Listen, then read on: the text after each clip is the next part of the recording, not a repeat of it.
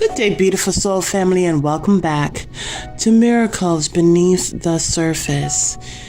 And I was having a dream. It's more like a vision. It was interesting because in this dream slash vision, it was about, and in this dream slash vision, I'm gonna just say dream. It was about keeping the light on. Now, it wasn't the light throughout the house.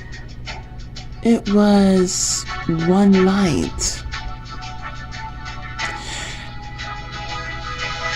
It was so interesting is that I would say a week ago,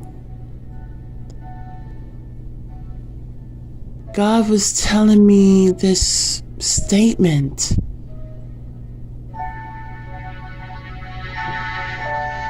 Being in darkness with the light on.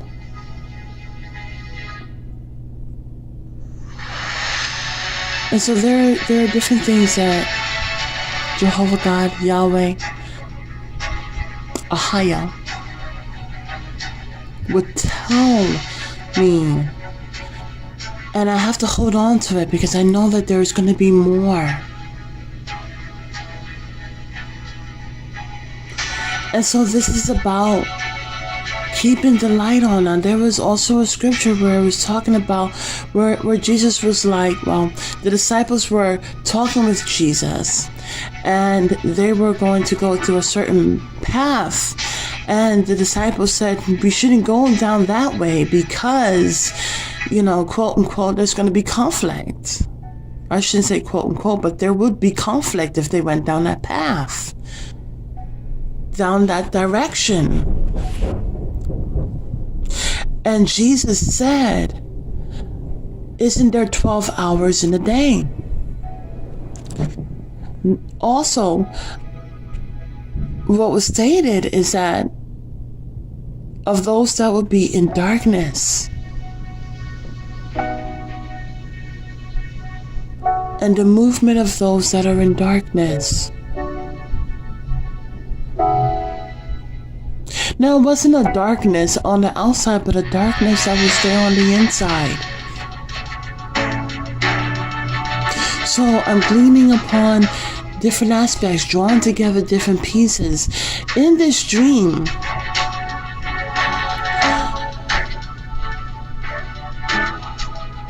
they were afraid of that light going out.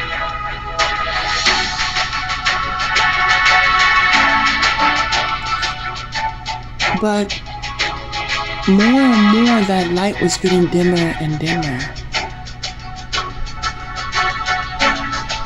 Now there were those that were in the room. I was in the room and I was noticing how it was getting dark, but I knew that the light, I just didn't have a fear of the light going out. And the reason why I didn't fear the light going out is because I know where the light originates.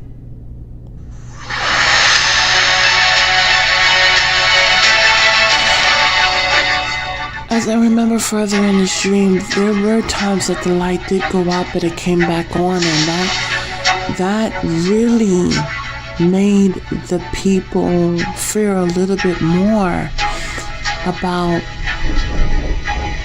the light going out.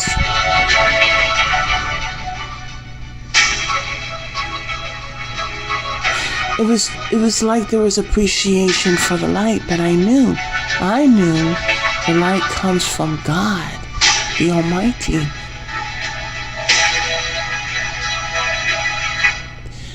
So I wake up.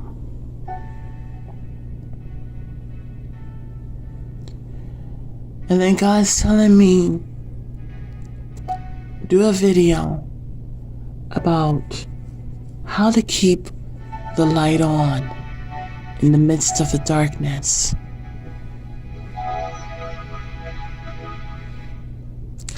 As I speak to you now, God Almighty is telling me that the children of God know how to keep the light on in the midst of the darkness. And you may say, well, we didn't go through an outage. How are they knowing? How are they trained? And the thing is that the children of God,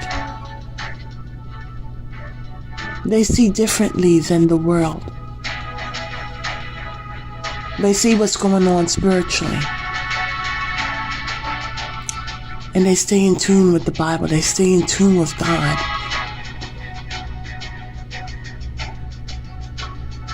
You see, the children of God they know it's a spiritual battle.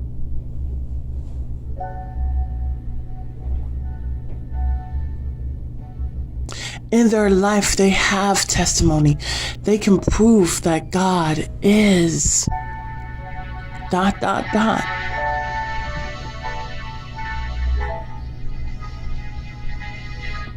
But there are a lot of people who do not know.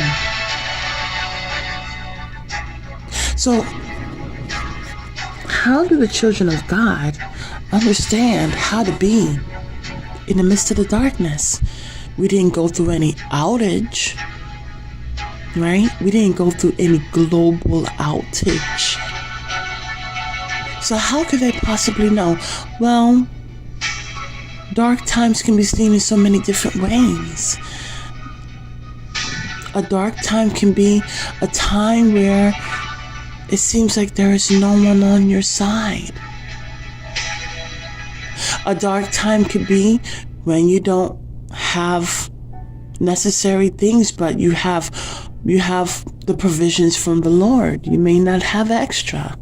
You may not be eating lobster meals every night. But God provides. There may be blockages with finances. There may be blockages in different ways. But because God provides, we're not in the dark. Times when, having your back up against the wall, and instead of complaining, you cry out for the Lord, and you are indeed saved.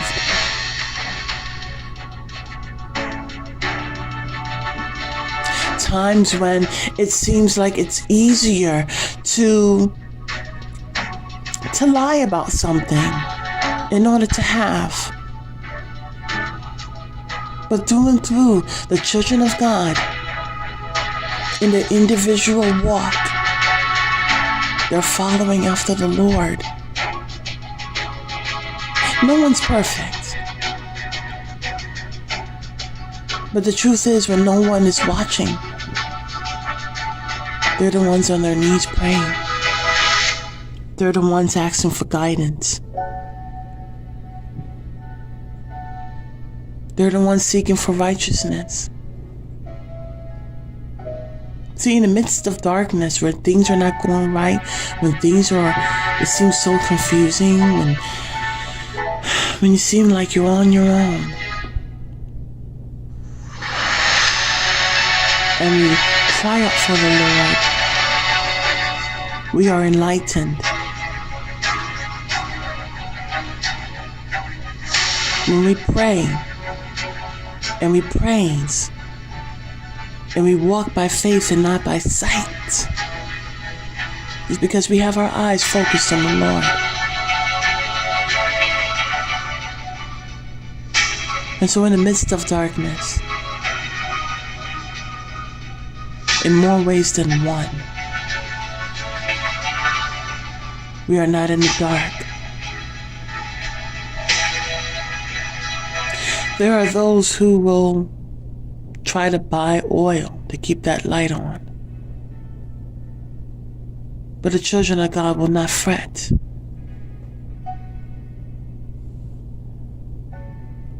So, what are 3 ways in which we can keep our lights on? One way is found in Genesis chapter 1 and found in Revelations, the first and the last. It's about understanding, where do we get our light from? Is it from the sun? Is it from the moon? Is it from a light bulb? The answer is no. We get our light from God the Almighty, the creator of all things. The next is, okay, well, when we are on the bad path, how do we get on the good path? How do we get on the path that leads to the light? And that is repentance. When we call upon the name of the Lord, not call upon the name of the governments and whoever's taking a stance, a changing of guards, no. But when we call on Jesus the Christ, Yeshua HaMashiach, yes, Son, when we call on the name of the Lord, the Son of God, we shall be saved. The next is understanding that once we're on the path, there is no straddling fence. There is not hopping from one side to another. But there is continuing on walking the path that is narrow. Not following after any temptations, distractions, or disturbances. Walking by faith and not by sight. And when we continue to rebuild and replenish and strengthen our relationship with God the Almighty, our Father, we will always be in the light.